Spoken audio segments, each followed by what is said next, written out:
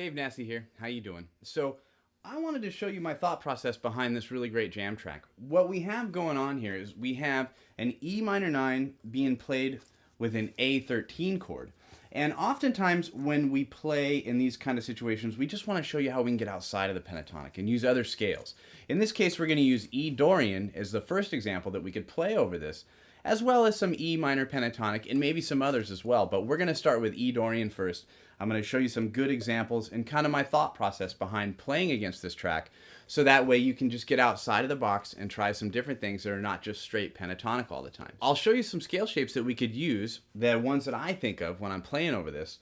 And immediately when we get done with this, what I would think would be a great thing to do is just click on the next track, because you're going to have the same chords to play to yourself. Here we go. The first shape that I'm going to show you looks like this, and it's a little bit different, but I like it. We're going to start with our middle finger on our E. As I said, we're focusing on E Dorian or D major, and I'm going to go like this.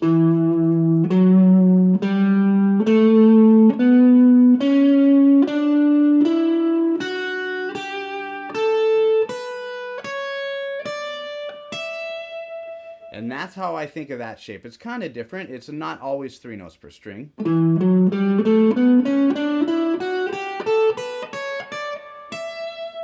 And I like this because E Dorian and of course our E minor pentatonic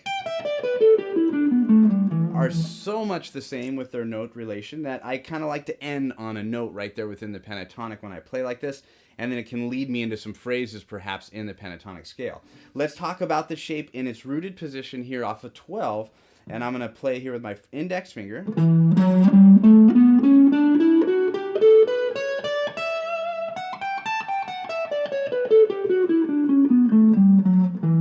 So that's really, really fun and effective because we see right within the pentatonic scale how we have access to different notes that are outside the pentatonic. That's our whole thing. E minor pentatonic goes, but this Dorian scale is going to give me the option of having this F sharp here, which is fantastic.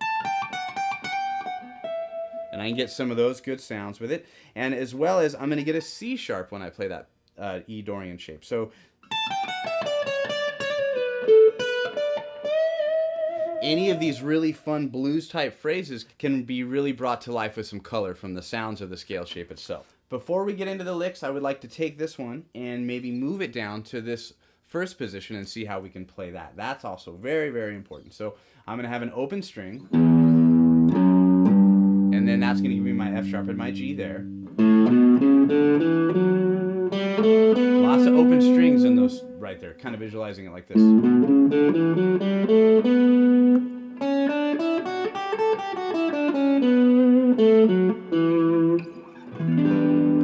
And that's going to help me outline some of the shapes that I play there.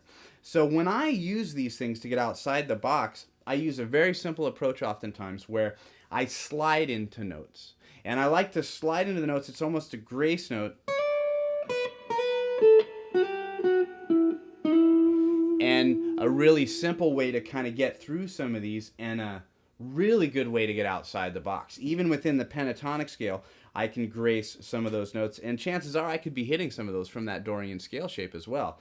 So in this position where we had a scale that was shaped like this, starting from my 3rd string on the 6th fret, what I might do is slide from some of those outside positions, right? And really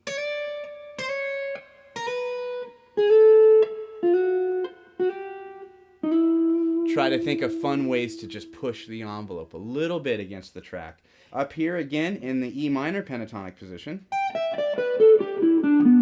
against that jam track, I might think to do some of that so I don't just sound like standard pentatonic. Sliding. I think this right here is worth really knowing.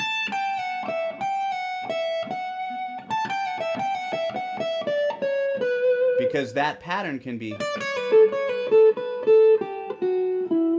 played in that position, right? Same kind of idea, or even here in that lower octave. The one thing I should say is E Dorian is D major. So if I start from my E note here and I outline my major scale shape, I get another. And I'll stop on that E there. I like this one because, well, shoot, it's right in that middle of the pentatonic scale.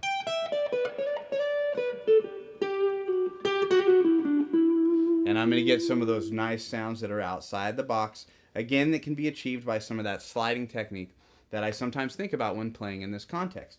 Now, when using E Dorian, let's say we want to do one other pentatonic shape. So what I think would be great is to try B minor over that. Now that is going to work fantastic because in the context of how E Dorian is played, it's going to lend itself really great because it's all the same notes. And right here in that position, if I take this scale, I can immediately apply a little bit of rhythm to my phrasing. So I think sliding really helps provide rhythm. Whenever you're stuck in a spot, rhythm will help you find a new phrase or a new lick to play. And this chord progression is so nice. It's ear candy. It's just a couple of chords you can play over to help develop this sense of rhythm using notes that are not in the pentatonic, E Dorian in this case.